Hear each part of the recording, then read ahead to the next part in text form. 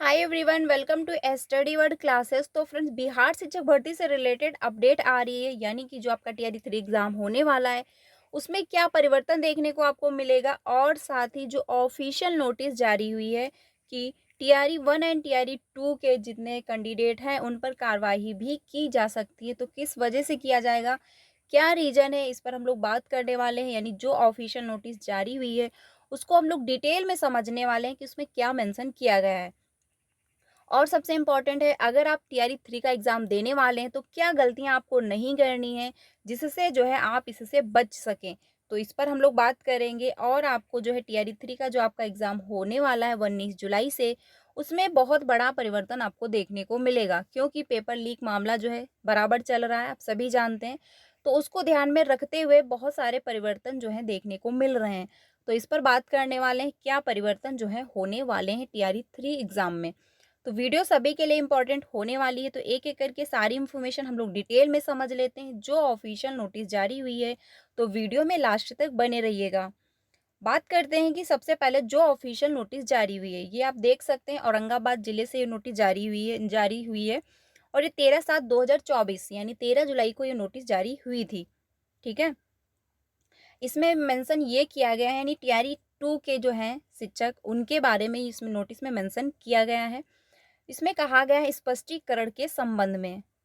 अब समझ लेते हैं हम लोग इसमें है क्या। इसमें कहा गया है कि उपयुक्त विषय अंकित करना है कि आप सभी की नियुक्ति बिहार लोक सेवा आयोग की विज्ञापन संख्या जो है 27/2023 के अवलोक में हुई है, परंतु आपके द्वारा उपस्थित शैक्षणिक प्रशैक्षणिक प्रमाण पत्रों के अवलोक से स्पष्ट है कि आपकी योग्यता विद्यालय अध्यापक हेतु समुचित नहीं है। जो विवरण है वो निम्नवत है। यहाँ पर साइड में रोल नंबर मेंशन किया गया है कैंडिडेट का, और साथ में नाम भी जो है वो मेंशन किया गया है कि क्या नाम है। और जो है कौन से विद्यालय के वो टीचर थे ये भी मेंशन है। कौन से प्रखंड, यानी कि कौन से प्रखंड के वो कहाँ पे रहते थे, मतलब कहाँ के टीचर थे, वो भी मेंशन किया गया है। कौन से वर्ग के थे, तो वर्ग जो है यहाँ पे मेंशन है। कौन से विषय के वो टीचर बने और किस वजह से उनको बाहर किया गया, ये भी इसमें मेंशन किया गया है। तो यहाँ पर आप देख सकते हैं कि सीटेड 85 अंक योम क्या है, अन्य राज्य के निवासी हैं, इस वजह से जो है ये बाहर कर दिए गए। ठीक है, और रीजन ये दिया गया है कि टेट मार्क्स जो है बिलीव, मतलब मार्क्स जो है बिलीव जो है 60% अन्य राज्य का निवासी है। तो 60% अगर टेट में है तो भी क्या है, आप बाहर कर दिए जाओगे। सीटेड में जो है 86 हैं अंक अन्य राज्य का निवासी है, इस वजह से जो है बाहर किया गया, क्योंकि क्या है 90 नंबर होने चाहिए थे। ये जो कैंडिडेट है क्लास 6 और 8 के टीचर हैं। ठीक है, हिंदी विषय के टीचर हैं, स्नातक के पूर्व जो है सीटेड उत्तीर्ण थे, इस वजह से जो है इनको, यानी स्नातक इन्होंने किया, यानी कि ये क्या है, ये वो कर रहे थे, बीए कर रहे थे, यानी ग्रेजुएशन कर रहे थे। तो ग्रेजुएशन के पहले ही इन्होंने क्या किया है, सीटेड क्वालिफाई किया है। ये यहाँ पर लिखा है स्नातक से पूर्व सीटेड उत्तीर्ण। ठीक है, तो इस वजह से ये बाहर हो गए। स्नातक जो है कला परंतु सीटेड गणित विज्ञान से उत्तीर्ण, यानी कि इनका जो ग्रेजुएशन था वो आर्ट साइड से था, तो उनको क्या है सोशल साइंस लेनी चाहिए थी, लेकिन इन्होंने जो सीटेड क्वालिफाई किया वो मैथ और साइंस से कर लिया, और ये टीचर जो बने सामाजिक विज्ञान के बने, इस वजह से ये बाहर कर दिए गए।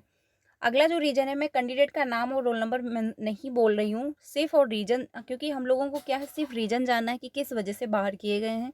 ठीक है, अगला जो है, यानी क्लास 6 और 8 के टीचर हैं, अंग्रेजी के टीचर बने थे, स्नातक कला परंतु सीटेड गणित विज्ञान से उत्तीर्ण हुआ है। तो मतलब ये जब सीटेड इन्होंने क्वालिफाई किया है पेपर 2, क्योंकि ये क्लास 6 और 8 के टीचर हैं, तो इन्होंने क्या मैथ और साइंस से क्वालिफाई किया है, तो इस वजह से जो है इनको बाहर कर दिया गया। तो ये सारे रीजन है। बाकी 9 to 10th की ये टीचर थी, संस्कृत विषय बीएड के बाद स्नातक की डिग्री प्राप्त की गई, यानी इन्होंने बीएड क्वालिफाई किया, उसके बाद इन्होंने ग्रेजुएशन किया, तो इस वजह से जो है ये बाहर हो गई। यानी बहुत सारे रीजन हैं जिसकी वजह से कैंडिडेट बाहर हुए हैं, क्योंकि हेरा फेरी हुई है। अगला है अंग्रेजी, यानी 9 to 10th की टीचर हैं, स्नातक स्तर पर जो है अंग्रेजी विषय विषय के रूप में पठित नहीं थी, इस वजह से जो है ये बाहर कर दिए गए। तो यानी कि क्लास 6 और 8 के टीचर और साथ में 9 to 10th के टीचर भी बाहर हुए हैं। रीज़न यही है कि सीटेट अगर उन्होंने, पहली बात तो वो इंग्लिश के टीचर बन गए और उन्होंने मैथ और साइंस से क्वालीफाई कर रखा, ठीक है? या फिर उन्होंने सोशल साइंस के वो टीचर बन गए, उन्होंने सीटेट पेपर 2 जो है वो मैथ और साइंस से क्वालीफाई किया।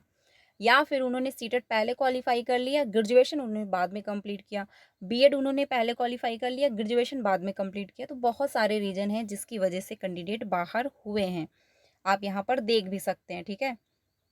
स्नातक से पूर्व उन्होंने क्या किया, सीटेट उत्तीर्ण कर लिया था, यानी कि उन्होंने ग्रेजुएशन तक कंप्लीट नहीं किया और उन्होंने सीटेट क्वालीफाई कर लिया था। तो इस वजह से भी जो है बाहर हुए, यानी सारा अगर सीक्वेंस में नहीं हुआ है तो भी आप बाहर कर दिए जाओगे। यानी कि पहले अगर आप 12th क्वालीफाई करें, फिर ग्रेजुएशन अगर आप करते हैं, फिर आप बीएड या बीटीसी जो भी आप करना चाहें वो करें, फिर बीटीसी या बीएड करने के दौरान ही आप सीटेट क्वालीफाई कर लीजिए, तो वो मान्य होगा। लेकिन अगर आप ग्रेजुएशन कर रहे हो, ग्रेजुएशन में बीएड मतलब बीटीसी सॉरी सीटेट क्वालीफाई करते हो, तो वो मान्य नहीं होगा, ठीक है? ये भी ध्यान रखिएगा। इसमें कहा गया है विज्ञापित पद हेतु आवश्यक अर्हता धारण नहीं करने के बावजूद आपके द्वारा आवेदन किया गया था, आवेदन में जो है असत्य सूचना अंकित कर विभाग को जो है दिग्भ्रमित करने का प्रयास किया गया है। अतः 3 दिनों के अंदर अपने सभी प्रमाण पत्रों की जो है अभिप्रमाणित प्रतिसंगल करते हुए स्पष्ट करें कि आपके इस कृत्य के लिए क्यों ना जो है आपके अभियुक्त को जो है निरस्त करते हुए आपका औपबंधिक नियुक्ति पत्र को रद्द किया जाए। समयावधि में जवाब प्राप्त नहीं होने पर यह माना जाएगा कि इस संदर्भ में आपको कुछ नहीं कहना है एवं तदावलोक में विभाग द्वारा अग्रतर कार्यवाही की जाएगी। सबसे इम्पोर्टेंट क्या है, कार्यवाही की जाएगी। 3 दिनों का टाइम दिया गया है, 3 दिनों के अंदर ये जो कैंडिडेट है अगर इन्होंने स्पष्टीकरण नहीं दिया, यानी अपने सारे डॉक्यूमेंट वहां पर जाकर के नहीं दिखाए, तो क्या है, कार्यवाही भी आयोग की तरफ से होगी, ठीक है? ये नोटिस जो है 13/7/2024 को जारी हुई, इसी जुलाई में अभी जारी हुई है। तो ये सारी इन्फॉर्मेशन है। यानी कि अगर आपको टीआरई 3 में और एक इन्फॉर्मेशन आई हुई है, ये एक नोटिस और भी है जारी हुई है, ये जो है किशनगंज से जारी हुई है, इसमें डेट मेंशन नहीं की गई। इसमें जो है क्या है, कंप्यूटर के जो टीचर बने हुए हैं उनसे रिलेटेड है, जो आपका 11 to 12th में, यानी विद्यालय अध्यापक के रूप में चयन के संबंध में उपयुक्त विषय का अंकित करना है कि बिहार लोक सेवा आयोग की अनुशंसा के आधार पर आपका चयन कंप्यूटर शिक्षक 11 to 12th के पद पर किया गया।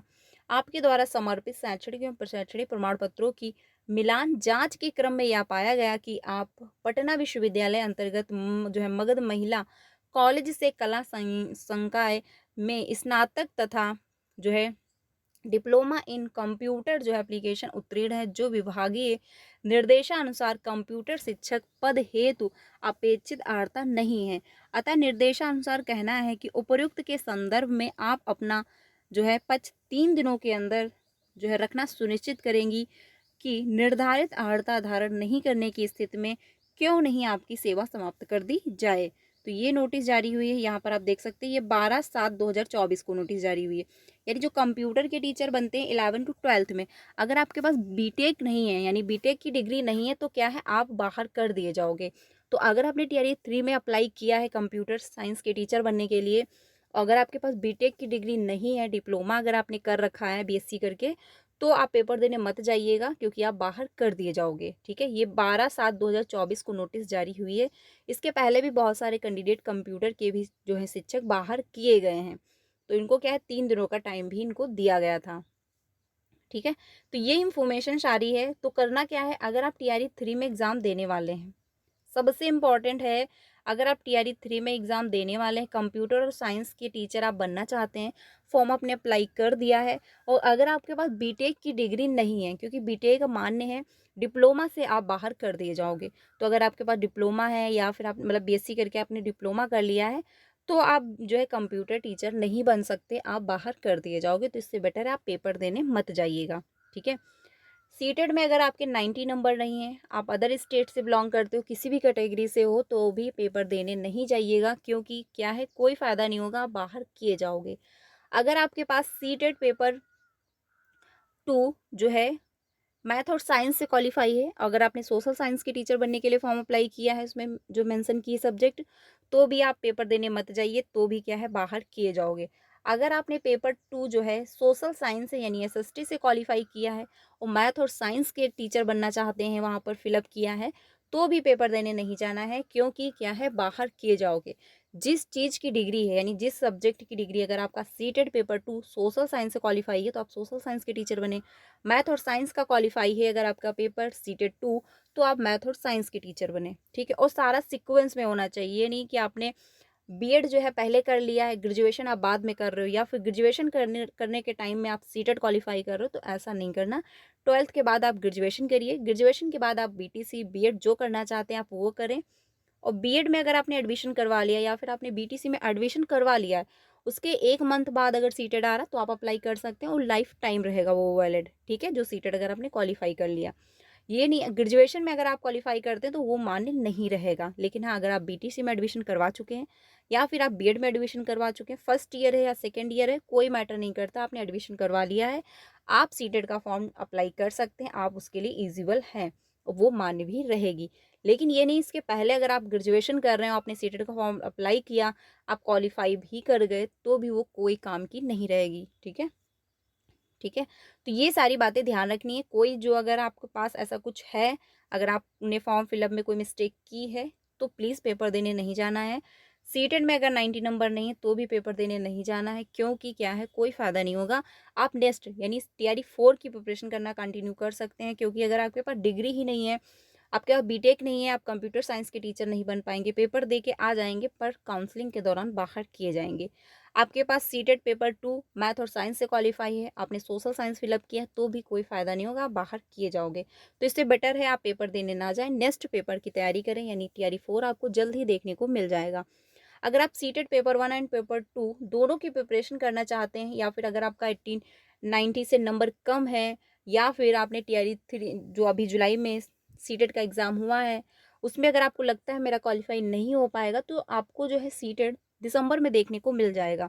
तो आप दिसंबर में सीटेट की प्रिपरेशन करना अभी से कंटिन्यू करें, जिससे आपका जो है स्कोर अच्छा खासा आए, ठीक है? तो बाकी अगर कोई इन्फॉर्मेशन आती है तो मैं आपको इन्फॉर्म कर दूँगी, क्योंकि इन्फॉर्मेशन ये काफ़ी इंपॉर्टेंट है, तो ज़्यादा से ज़्यादा अपने फ्रेंड को शेयर करिएगा। अगर ऐसा कुछ आप लोगों के द्वारा मिस्टेक हुई है तो पेपर देने मत जाइएगा, कोई फ़ायदा इसका नहीं होने वाला है। टीआरई 3 में परिवर्तन क्या देखने को मिलेंगे, इस पर बात कर लेते हैं, जो कि सबसे इम्पोर्टेंट है, ठीक है? जो आपका टीआरई 3 एग्ज़ाम होने वाला है 19 जुलाई से। इसमें परिवर्तन ये देखने को मिलेगा, जो आपके एग्ज़ाम के मतलब जो आपका पेपर होगा, पेपर सेट, वो कई शिफ्ट में बनेगा। ये नहीं कि एक ही पेपर जैसा सभी को मिलेगा, ऐसा नहीं। एक सेंटर पे पेपर एक जैसा मिलेगा, दूसरे सेंटर पेपर पर दूसरे तरीके का मिलेगा। यानी कि पेपर जो है कई सेट में तैयार किए जा रहे हैं, और आपको पेपर जो है कई सेट में देखने को मिलेंगे। अगर आपका जो एक सेंटर पे सेट है, मतलब आप एक सेंटर पे हैं, तो वहाँ पे पेपर दूसरे तरीके का देखने को मिलेगा, यानी क्वेश्चन चेंज होंगे। दूसरे सेंटर पे पेपर दूसरे क्वेश्चन देखने को मिलेंगे, यानी हर सेंटर के जो है सेट चेंज मिलेंगे। तो ये परिवर्तन देखने को मिलेगा, क्योंकि पेपर लीक मामला आप जानते हैं बहुत तेज मतलब बहुत तेज़ी से चल रहा है, तो उनको ध्यान में रखते हुए जो है कई सेट में आपका पेपर भी डिज़ाइन किया जा रहा है। तो ये इन्फॉर्मेशन आ रही है, तो आपको प्रिपरेशन अपनी अच्छी खासी करनी है, क्योंकि कंपटीशन भी अच्छा खासा होगा और किसी भी प्रकार की कोई चीटिंग नहीं हो पाएगी। तो अपनी कंटिन्यू रखिए प्रिपरेशन। 2 बजे हम लोग जीके जीएस कंप्लीट करते हैं, तो आप मेरे साथ ज्वाइन हो सकते हैं। हम लोग क्वेश्चन इंपॉर्टेंट डिस्कस कर रहे हैं, तो 2 बजे की क्लास में आप लोग मेरे साथ ज्वाइन हो सकते हैं। तो बाकी अगर कोई इन्फॉर्मेशन आएगी तो आपको इन्फॉर्म कर दिया जाएगा। तो ज़्यादा से ज़्यादा अपने फ्रेंड को शेयर करिएगा, वीडियो लाइक भी करिएगा। मिलते हैं नेक्स्ट क्लास में। Thank you.